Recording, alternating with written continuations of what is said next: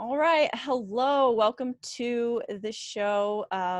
My guest today is one of my very best friends from middle school.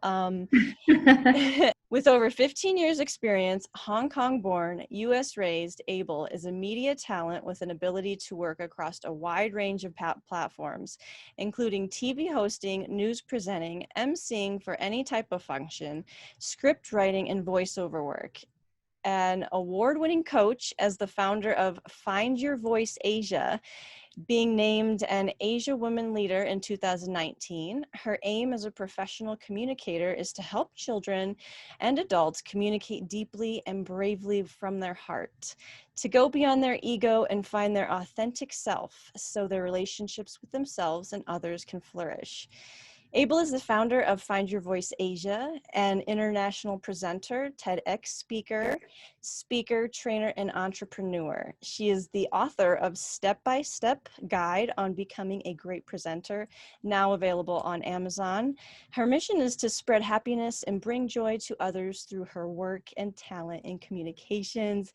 Able, thank you so much for being here with me. It's an honor. I love you. Say hi. Hi, Amanda. It's wonderful because it's not very often that I reconnect with somebody that I have known for so long.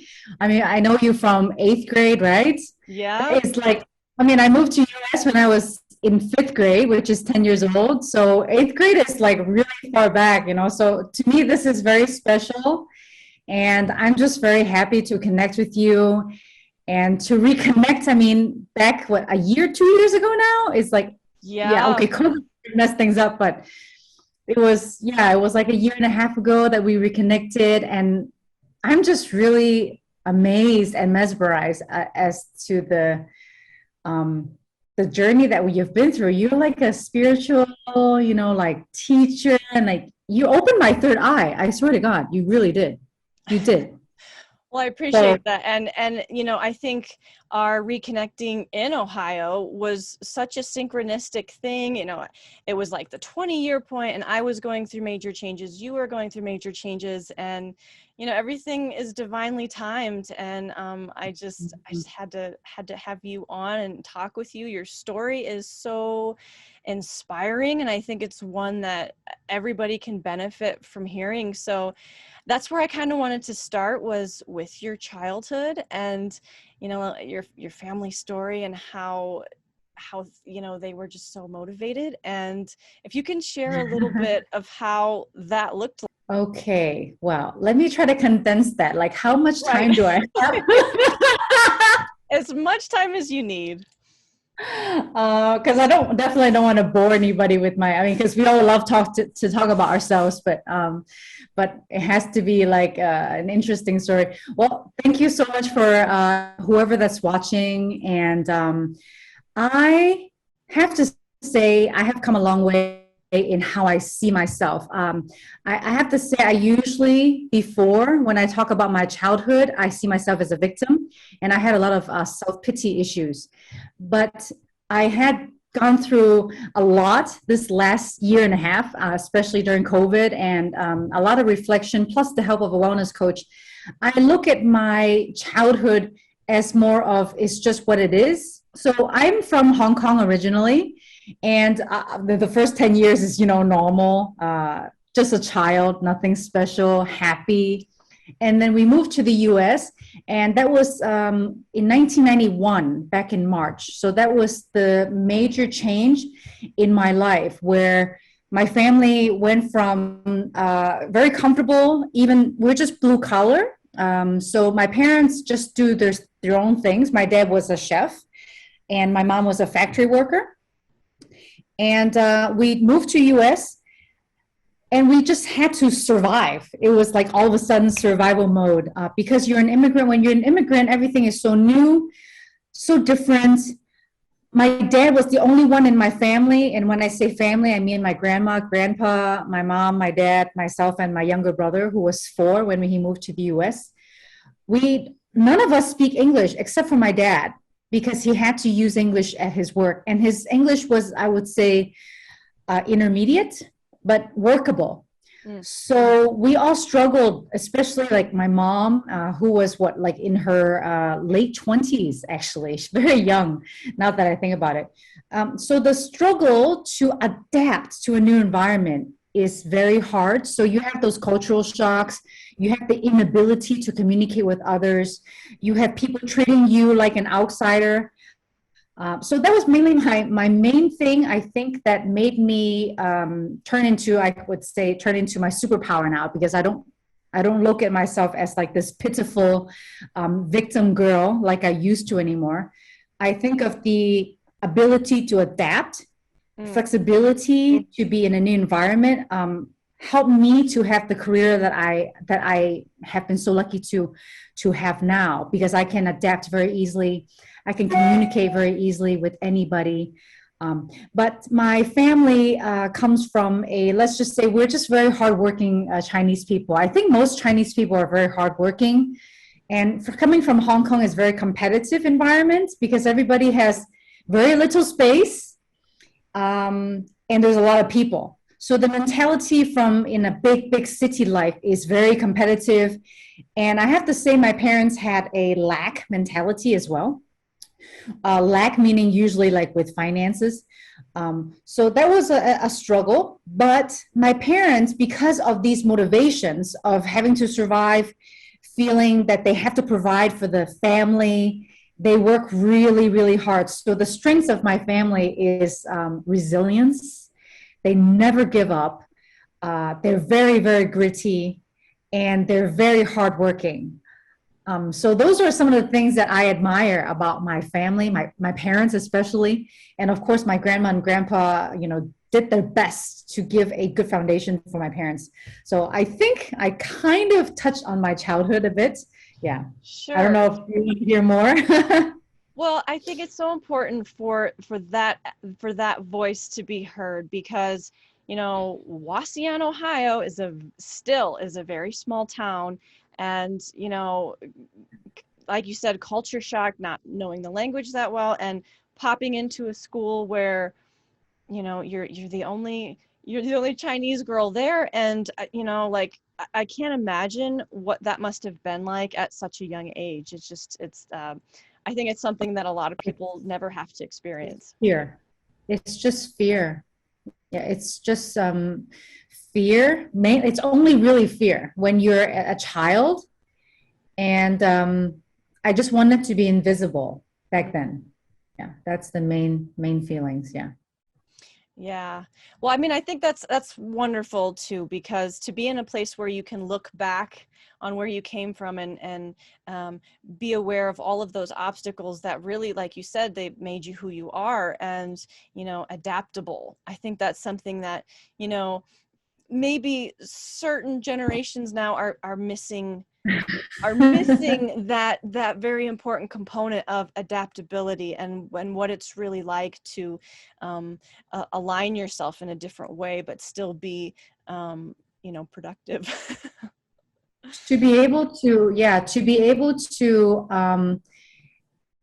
I don't know how to say this in a pretty way, because I never really had anybody say this. And I think it's a really good point, because you have to be yourself, but you are always with somebody else. You are always within society, right? So we are never, even if you're a monk meditating on a mountain, you still have to deal with other monks. There Yeah. are still roles that you play, right? So we're always playing roles. But how do you adapt yourself so that you can actually function, and maybe even go beyond functioning, to, like you said, productivity is a Western thing. And then now we are talking about more understanding yourself, right? Spirituality. And that's like another level of beyond functioning in society. And, but I believe that everybody must go through certain steps before they reach a certain level. And Mm. we had to go through that as well, through Sure. our experiences. Yeah. Sure, absolutely.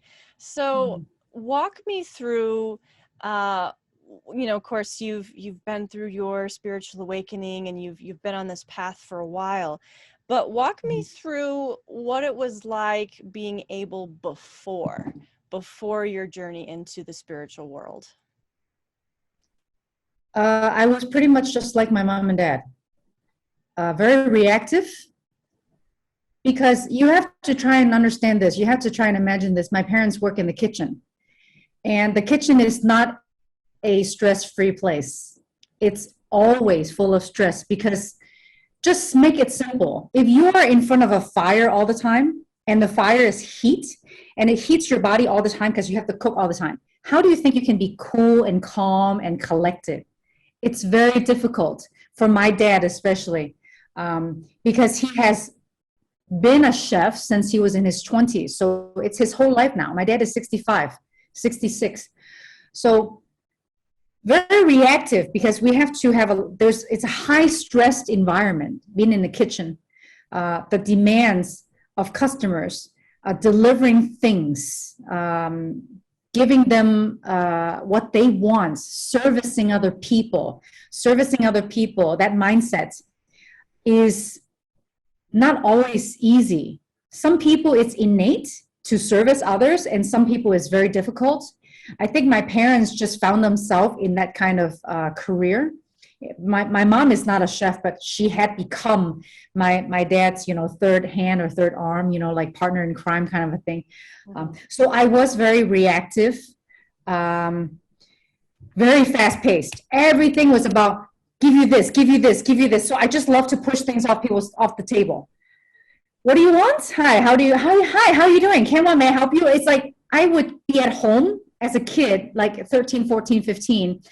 I pick up the phone and I would say, may I help you? I don't even know. Maybe you even had that experience with me. I would pick up the phone. My friends would be calling and I would say, may I help you? That my parents' restaurants, Camwa 28, And so it's like a conditioning of drilling of always pleasing others and a result-driven environment. That was the environment that I was raised in. So also very reactive as well. But what I learned as a child, because I had to grow up really fast, is that my interpersonal relation skills had become very, very good.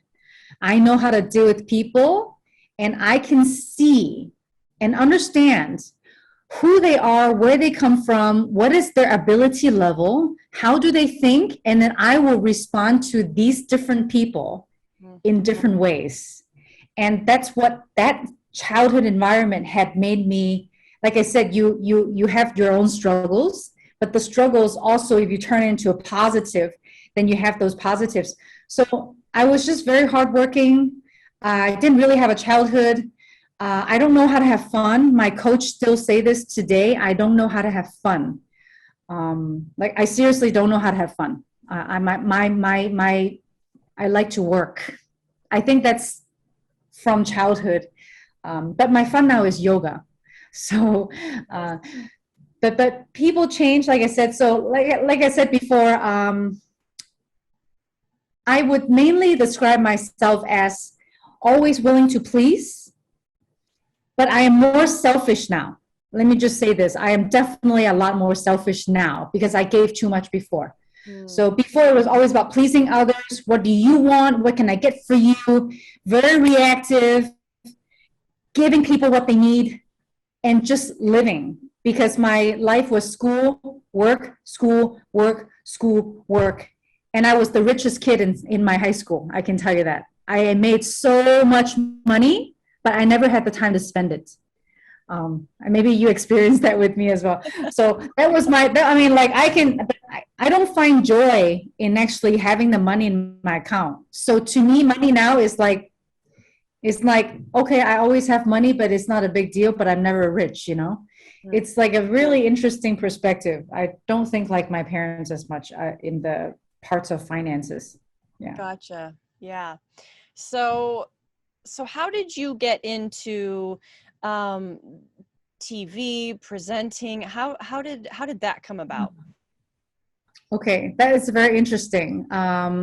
Because when I was in college, I studied business administration, and I had a minor in hospitality management at Bowling Green State University, which is 45 minutes from my parents' restaurant. Because my dad was a head chef back in Hong Kong and Holiday Inn, and then of course restaurant business. So it was very, very natural and automatic for me to be in business because I didn't know what I was good at. Even at the age of college, 18, 19, 20, I didn't know. I got into the television and mass communication industry after I moved to Thailand because my husband is Thai. And I say Thailand, not Taiwan, okay? I think many people in US do not understand where Thailand is. Thailand is very near Cambodia and Malaysia. I moved here and for the first 4 months, I was a real estate agent actually for a property because I couldn't find any work in the hospitality management for some reason, even though Phuket, where I live, is an island and it's a tourist island. So hotels are everywhere. Tourist industry is everywhere. But like I said, sometimes things push themselves onto you because that's what you're meant to do. So 4 months after real estate, I quit that place because that company had problems and I did not want to be a part of their problem because I was too new to Phuket. And then the local newspaper company called Phuket Gazette, it was a newspaper, a very popular newspaper at the time, who hired me because they had a project X that they wanted me to be a part of. They needed an Asian female who spoke very good English, and all the previous Thai presenters all spoke, okay English, I guess. I mean, they're not fluent. So I became the news presenter for their taped news. And then that's how it started. And then I started to do stage MC. I started to, after Phuket Gazette, I also started to go to live news reading, which is obviously more difficult because it's live and you cannot make mistakes. And then also, of course, during the last 15 years, I did stage MC. So hosting a lot of events, openings, conferences, gala dinners, et cetera. Yeah, starting very small until now becoming an international presenter. Yeah, 15 years. Yes. Gotcha. Wow. So it's always so interesting to me too when folks finally get to their big higher purpose and their bigger mission, and you can start to see all of these little skills and all of these foundational toolkits that came in, and you can go, oh, that's where I needed that, and that's where I needed this little piece, and then it all comes together. Yeah. It's so amazing to me. Okay, so let's talk spiritual awakening. So when did that happen? What did it look like? What started it? That's a really tough question because just like we start to understand ourselves, everything takes time. And I think it's a gradual process for me. It wasn't a immediate thing. There is one immediate awakening which happened in March of 2019. But if you talk about spiritual, seeking spirituality, trying to understand my deeper self, that started because I remember reading books from Dr. Brian Weiss, who is a famous psychiatrist who does a lot of past life regression studies and hypnotherapy. I started reading his book, I think more than 10 years ago.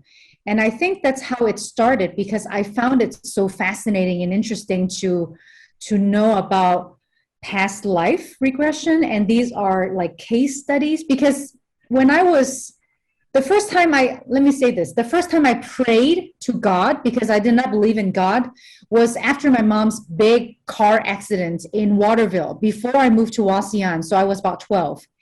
And I remember praying and I said, I don't know if there's a God, but if there's a God, please protect my mom who is in the hospital after a huge car accident. So maybe you can say that was my first, that was the first time that I remembered praying to God. So I was around 12. But I started reading books from, for example, Dr. Brian Weiss, before I started reading books from Eckhart Tolle, or Tolle, however you say his name, the German spiritual teacher.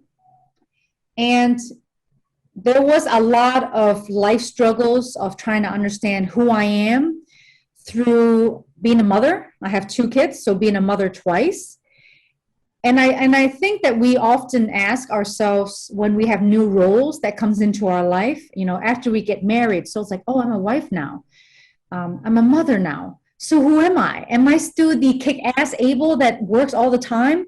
Because I used to always say that I'm the kick-ass Able, right? And I know that, I don't know if this is a positive or a negative thing, because that's another label. Our mind loves to label things, such as I label myself as a victim and, the the pitiful girl.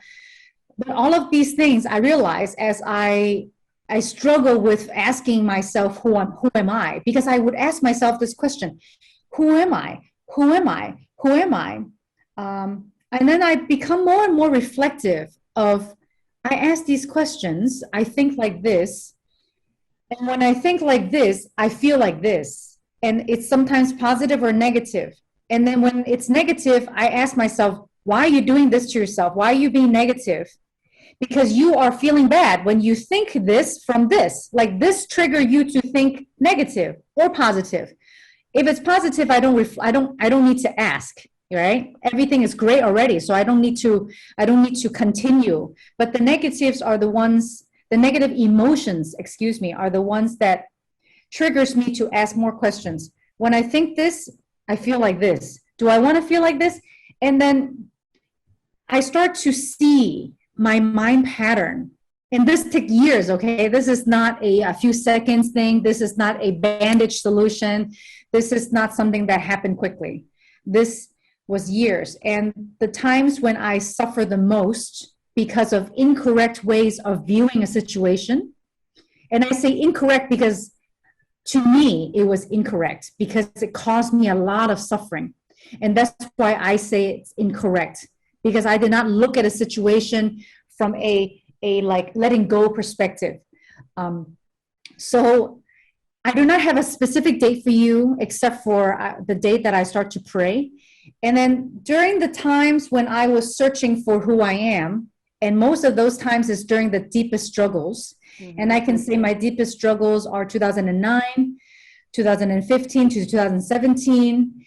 And then it pushed me to have a moment in March 2019 where I was in my husband's car, and I have had these volcanic reactions of feeling sorry for myself, feeling like a victim. And this comes from childhood, okay? And the self-pity issue actually went back to past life back in the 1400s. And I only knew this from hypnosis, from my last session of hypnosis after 8 sessions. And so the self-pity came from a long, long, long time ago. But the victim mentality is mainly from my childhood. And those are the 2 key things that would come back to my present moments whenever I get triggered. And I'm not trying to blame my husband for this, but he is the one closest to me. So he would be the one that triggers me the most.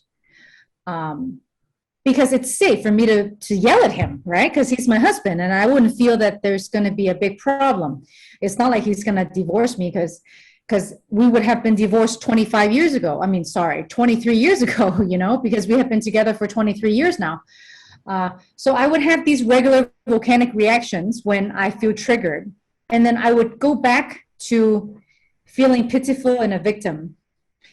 And in March of 2019, many, many things happened. A lot of suffering from a past work situation that I never wanted to be a part of, but I felt manipulated to be a part of, that made me lose my face, made me feel like I lost my freedom, made me feel like I lost many, many things that was precious to me, which is my time and my energy. So because of this situation that I felt manipulated to be in between the years of 2015 to 2019, create deep, deep, deep suffering. Yeah. And when I said deep suffering, it's because of the way I looked at the situation. Mm. Because of this deep suffering, I was saying like, I hate these people. I hate my husband. I was like negative, right? Negative, which this is what I said is incorrect way of thinking, because I did not give myself a choice. Yeah, I didn't have a choice because I didn't feel like I had a choice. And so once again, I was having these repetitive volcanic reactions when I felt my husband said something that made me feel like I shouldn't feel like this. I was thinking incorrectly. I'm not trying to make you feel like you are nothing. Why do you make me feel like he would say this to me? Why do you think that I am trying to make you feel like it has nothing to do with my husband at all? It has to do with my conditioned mental patterns that is conditioned into me from childhood. And the self-pity started from a past life, which I brought to my present life. And I'm so sorry I keep saying all of this backstory before I get to this moment, but I really felt like I had a moment of awakening because I was crying like crazy, feeling like I'm nothing. When you look at my outside persona, I'm very, very successful. And I'm not humble about this at all. I am very, very successful, okay, for what I have created for myself. So I do not need to make myself look small and say I'm not that successful. I'm very, very successful. So why do I feel self-pity? Why do I feel like a victim? I ask myself these questions. Where does self-pity come from? If I created my career, I created my life, where did self-pity come from? So these are some of the questions that I would ask myself when I'm in this crying, crazy mode. And I was in my car crying, and everything was blurry because I was crying so much. And my husband was sitting next to me, just trying to live with this temporarily crazy lady who has all of these emotions. And I'm labeling myself crazy lady because that's how I feel. Okay. He's just doing his stuff. And then all of a sudden, because I was reading the book from Eckhart Tolle about how to let go of these pain, because I was so tired of feeling these regular volcanic reactions that I had years and years and years of feeling like pitiful and victim. And I don't even know why, where, blah, blah, blah. And there was a section in the book before I reached this moment where he told me how you need to feel the emotions when you're going through it, which is very hard. And I was, going through the emotions, but I wasn't purposely feeling it. But I did tell myself that I want to let go. I want to let go. I want to let go. I want to let go. And it was at that moment in March 2019, and I don't remember the specific date, where for a second, and this feel like a long time, but it was just as one breath. That's how long it was. It was one breath. I was feeling the pain, the heaviness, the dark clouds, the negative emotion, which feels like dark cloak over my body. And all of a sudden, it was like there was another consciousness right here next to me. And I became, and this is not an out of body experience, okay? This is, I'm fully here. I'm fully here in my body. But somehow there was another me. It was a higher Able. It was right here. It was right next to me. And I say here because it felt like it was right here, behind my right ear. There's all these specific little things that is so important to me. And I was observing myself while I was going through this pain. And then that was the moment when I said, breathe it out. It was like this helping me to say, breathe out your pain to let it go. And this is all in one breath. And when I breathe it out, I had pain. I never had pain breathing out before. Okay. Physical pain when I was breathing out, and I had to breathe out slowly because it was so painful. Pain through my nose. And it wasn't until 15 minutes after that particular breath, I felt a sense of peace that I never felt before. Because normally I always feel hot on the inside of my body, like anger, anxiety, frustration, whatever it is, it's like a hotness inside. And 15 minutes after I felt that sense of peace for the first time, and then the next day and the next week, the peace kind of sank in more and more. And there was I never felt before calmness that I had. Mm. I swear to God, I never felt that calm ever in my life, ever. And when my husband would say, it was like a month or two after, when my husband would say something that I normally would trigger me, I did not react to him at all. It was like, wow, that was a true awakening moment. And then I had another one like this after that. Mm. But I don't remember exactly when, but it was in 2019. Yeah. Wow. What a great, So that gave me goosebumps. That's amazing. That's amazing. I've been through meditations and moments like that, and that stillness and the isness of just being the observer of what your physical form is going through, and it's absolutely profound. And yeah, I love that. It's definitely hitting me right in my heart chakra because I've definitely been there. Um, it's wonderful because I love it's not often that you find people who are willing to share those experiences. And I think a lot of people, even if they have those experiences, they don't share it with me because I don't know them very well, right? And I love hearing, those moments. It's very special. well, I think it's very difficult for individuals to be vulnerable with other people. Like that's difficult. But for someone to be truly vulnerable with themselves, because even when we're alone and we're in our private space, we still like, tough, you still have to keep that armor on, but to truly be vulnerable as yourself in your own skin and then observe that's a level of awareness and personal growth. And we talk about shadow work. I mean, that's as deep as it gets right there. Yeah. I just feel that I feel very blessed to have that experience. And I love to hear other people who have experiences like this because it's so easy for us. And I still regularly gets drawn back into my ego.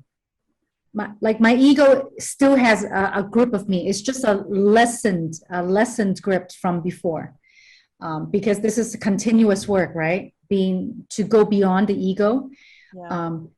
And it's very easy to be sucked back into, yeah, I'm a kick-ass presenter, I'm a this, I'm a that, all these labels that we give ourselves. It's so easy to go back to that. um, and it's those moments that kind of like, oh wow, okay, you're reminded of your true essence, Mm-hmm. which is not the body, and not even the mind is the vessel that can allow you to go through to that. I don't know what is the nice word to say it, to go beyond the no form or the non-form. This is the physical form. Mm-hmm. To go to that state, it's so special. And Yeah. I really hope that more and more people experience these kinds of experiences.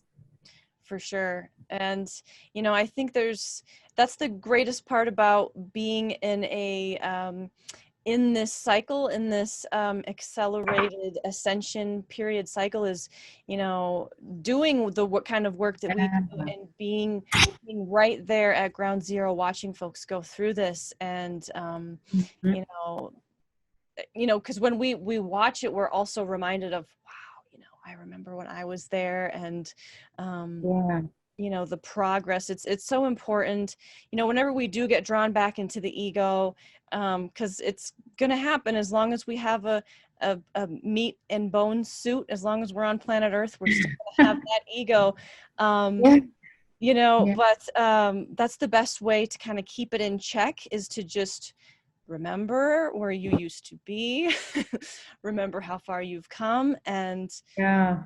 just being grateful for all of those past experiences. Yeah. So next question, because we can And talk. deep reflection.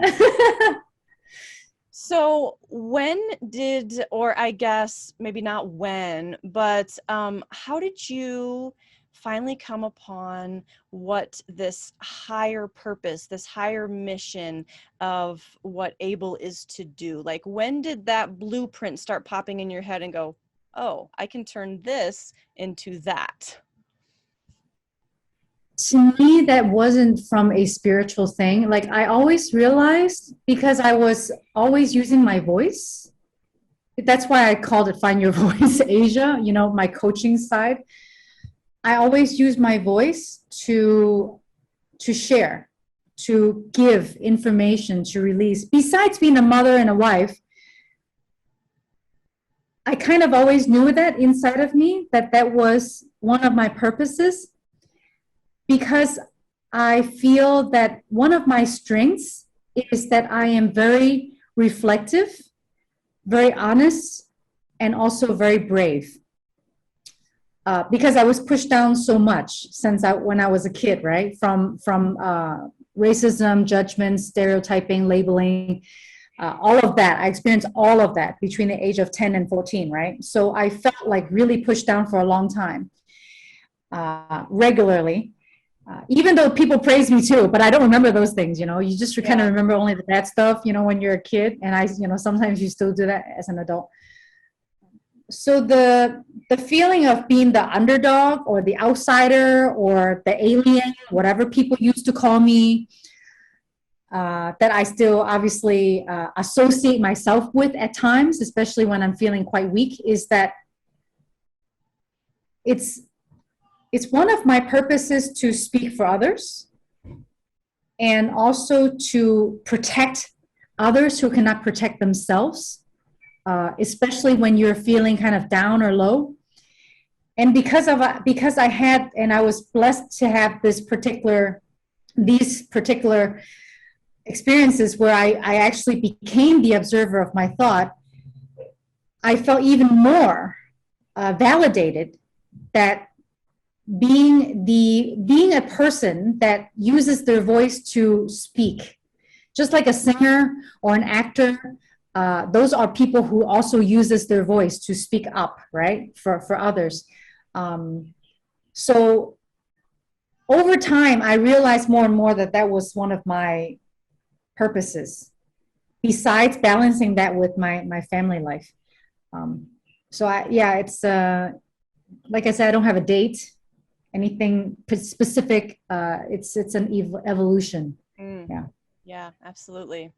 So I guess, what is your favorite modality? You know, all of us healers, coaches, guides, we all have certain things, certain skills that we like to use. What is a typical session with Able look like? I will ask you really deep questions. Unless we're just talking about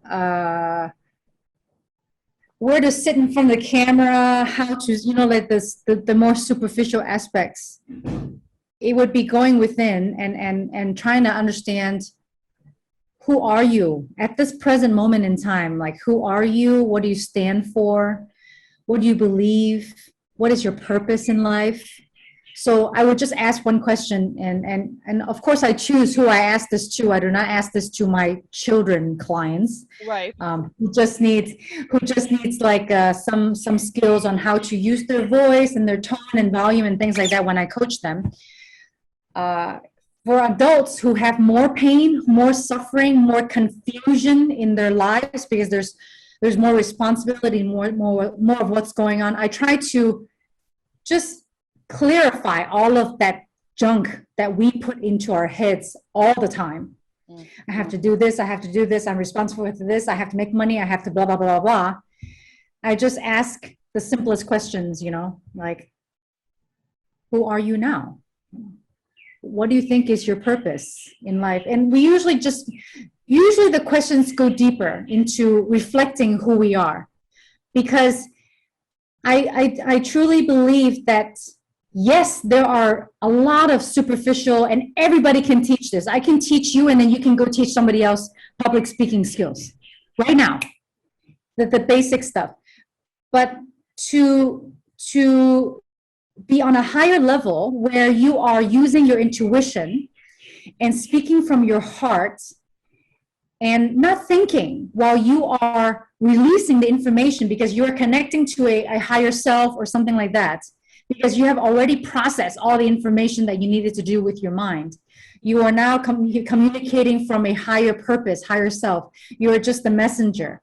That's where I would love to always help my clients with, is to speak from the heart, and to speak and say the things that we don't dare to say to our loved ones.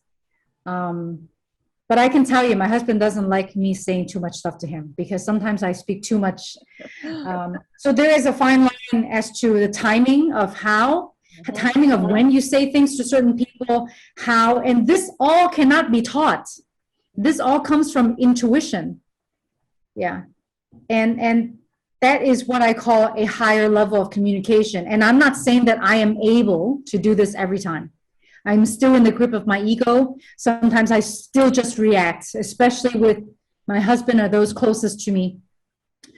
But that is what I would like. That is my module, or what I would love to be the channel for, to give to other people, so that people are just more connected with who they are. And less about what society expects of them, the roles that we play, and all those superficial things that sometimes I feel our messed up world is too consumed in. Yeah. Yeah, absolutely. You have to do your own things. Yeah. Yeah, for sure. Yeah, that's great. I love that. So, and this is a question I always ask. I always ask my people too, because so many people out there that may be listening are right at that point where they're wanting to get out, they're wanting to connect with people, they're maybe getting ready to set up their websites, you know, but they're at that point where they're not quite sure, they're not quite ready. So for anybody out there that is listening that thinks they might be ready to jump in to their healing position as a coach or counselor, but they're waiting, do you have any advice for somebody who's just waiting for the right moment, but they need to just do it? Do you have any advice for people like that? You know, I know this is going to sound very contradictory because two different points pop into my head. Yes, there is a right moment to do it because I believe in divine timing. But on another hand, if you are someone who has been waiting and waiting and waiting and waiting, it's because you have fear. Yeah. And your fear is what blocks you from passing all the past divine timings or the past perfect times that you were supposed to do something. So it depends on who you are and where you are. If you feel that you have been stopped because, oh, you know, I'm just not ready yet, because you feel, this is a reflection. You have to see whether you are being blocked by fear, or you are truly somebody who has guts. You have whatever it takes now. Like I'm at the lowest point in my life. I lost my job. I cannot find a job because I tried 10 times and it's just not working out for me. And I think I'm really, really ready to go back to my passion, which is, I don't know, whatever it is. What is your passion that you have been putting off for years? And right now, because of COVID, is the perfect time for you because you have the time and you have the energy to do it. Then right now is the perfect time. There's no need to wait anymore, right? And I think to overcome fear, you must take the first steps. You must just do it. Just like Nike slogan. Yeah. Just do it. And do not tell yourself, oh, I'm going to be Mr. and Mrs. Perfect. I'm going to be excellent and I'm going to make this much money in the first try. I tell you, I opened a lot of businesses, some by myself and some with my husband. And let me tell you, 8 out of 10 times we failed. Only 2 of them were successful. So never be too egotistic about, oh, I must succeed because I'm very smart. But also do not beat yourself up if you fail these 8 times. You can beat yourself up for a short time, okay? Allow yourself that. Allow yourself to feel like I'm a piece of crap, I can't do it. You know, if you're feeling that, then feel it. But don't allow yourself to feel so low that you cannot lift yourself up. Because just like people who suffer from grief, we all have to die. We all must die. You have to accept that some people around you or yourself will die. You have to accept that and let them go. You cannot say, I cannot live anymore, I cannot survive anymore because you're dead. Well, then you are dead now. So it's the same as failure. So you have to do it. I would just say, just do it. And of course, I know it's not that simple. You're going to tell me many, many things. I don't have this yet. I don't have this yet. I don't have this yet. I don't have this yet. Well, then go get it. What do you need? Go borrow money from your parents. Go borrow money from the bank. Maybe you don't have to borrow money. Just make your own website. Learn. Just do it. Just do it. Learn it. Do it. Try to do it by yourself. Just start. And you'll feel better about doing something than just sitting here moaning about it. Yeah. I love that. It's perfect. Yeah.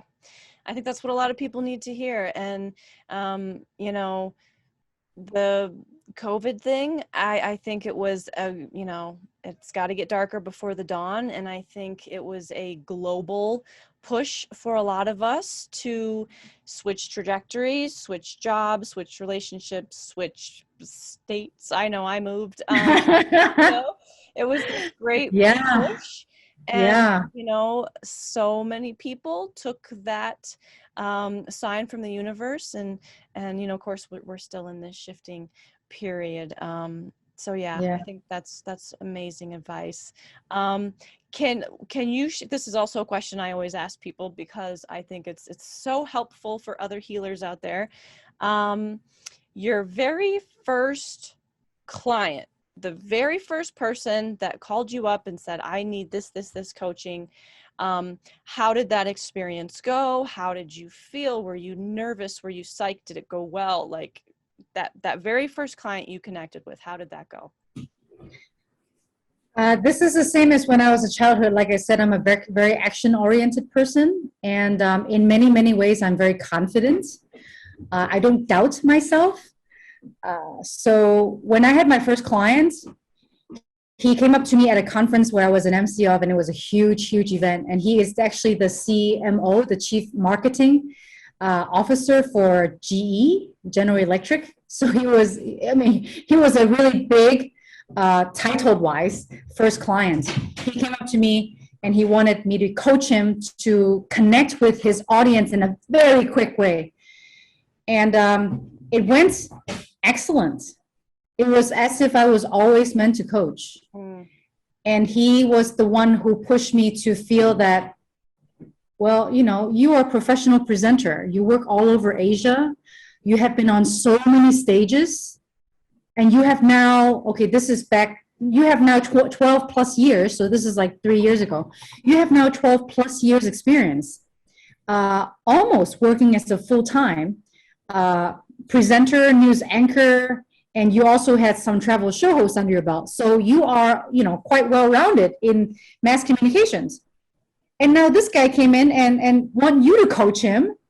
And he's from General Electric, like a big guy, right?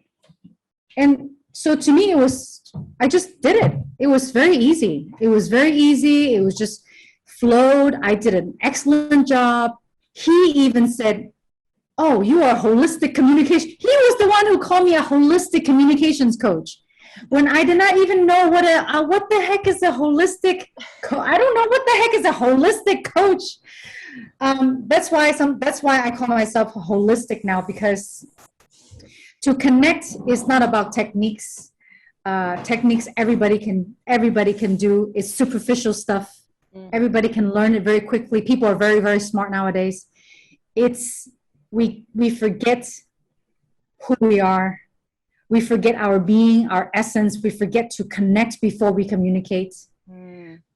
We project our wants and our needs. We're in our heads too much with our ego. We do not give what others want from us. It's not communicating as a communication coach. It's not about what I want to say to you. It's about what you aspire, what you see in yourself, and how do I help guide you to bring that out of you that you already have inside, but you just needed some guidance. That's it. Mm. Yeah. Mm. I love it. That's perfect. Yeah, great. And I know that's such a confirmation when, because I know for me, when I first started connecting with clients, my anxiety and panic and was off the charts. I remember my session. It was, it was terrifying to get on the phone. I was half hoping that she was going to cancel. Oh. No, but the second you make that connection and you make that heart connection, it just flows, it just clicks, it just works, and all of the Yes. preparation and the worry that you had is just, oh, here I am. See? Yeah, exactly. Yeah, and I think that's something that a lot of healers find, and it's just this huge confirmation that, wow, I'm meant to do this. So that's a great story. Yeah. Yeah. All right, so great talk, Able. Oh, you're so brilliant. I just love you. You're just Thank you. right where you need to be, and so I'm gonna link all of your information, your website, your Facebook, all of any way people can get in contact with you. I'm gonna put that in the description, and yeah. So last thing. What do you think is the most important aspect of yourself that you want people to know about you? Oh, that's a beautiful question. I'm going to ask other people that question if I have the chance to ask others too. That's a really nice question to ask. See, I'm going to sound egotistic now. I think that there's many, many great things about me. I'm very empathetic. I think that is one of the main things. I have a lot of empathy because my heart is very big. And now that's not the same thing as giving. I don't give to everybody. After you get older, Yeah. I'm very picky and choosy who I give my time to. And some people probably call me the B word as well if I do not like you. So empathy is not the same as me giving abundantly to everybody. I'm very choosy who I give my time and energy to, but I am very empathetic and I'm a very good listener. I think to have empathy, you have to have a very good listening skills. You need to want to give your time. And I think one of the most precious things that we have on earth is we have a limited time. We have limited time because we're in form, we have a body, and I no longer give to just anybody like I used to because it's not healthy. But I'm definitely I'm very empathetic. Yeah, that's if you say just one thing, that's the main thing. Yeah. Yeah. Yep. And I think that's the most important part of being a healer and being somebody who, like you said, can connect so deeply with somebody's heart. And, that's part of healthy boundaries when you don't just, you give it away. And then, you end up not receiving that reciprocated energy back. And, that's something that, most of my clients have issues with as well, that I feel so drained when I'm around certain people. Well, that's a self-care. That's part of healthy boundaries. That's part of, respecting your own energy and, like you said, being picky and allowing the right type of energy to come into your environment. And I think that's great. All right, Able. Well, thank you so much for spending your morning with me. And I look forward to reading, more of your books and seeing what you put out there. Thank you so much for being with me. And last words. Thank you. No, thank you. I'm just happy to connect with someone that I know for so long. And honestly, most of the people that we used to know, I don't talk to anymore. No, there's nothing wrong. It's just you just don't connect.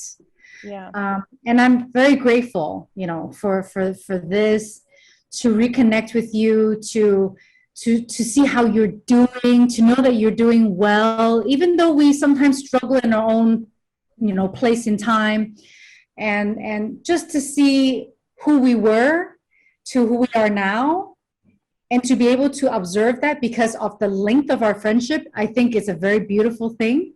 Yeah. And whatever time that I have to spend with people that I choose to spend time with, especially someone like yourself, I feel just very happy, like very, very happy and touched. And, thank you for sharing or asking me all these questions so that I have a chance to share myself to your audience. And thank you to the audience who are watching. I hope that what I said somehow can, help you in some way. And yeah, or just be entertained by whatever was spoken. Yeah. Absolutely. Well, we're magnets. We're energy. We're that's all we are. We're just, energy in these bodies, and we attract Yeah. like-minded people. So whoever needs to hear you is going to find you and watch this and be like, "Whoa, I need to talk to this lady." So, I mean, that's how it works. And I'm just Oh, yeah, very, very, very appreciative of your time. So, we thank you will so say much. goodbye and perhaps another chat in the future. Okay, thank you. So All happy. right. Well, Thank goodbye, you. everybody, and namaste. Namaste.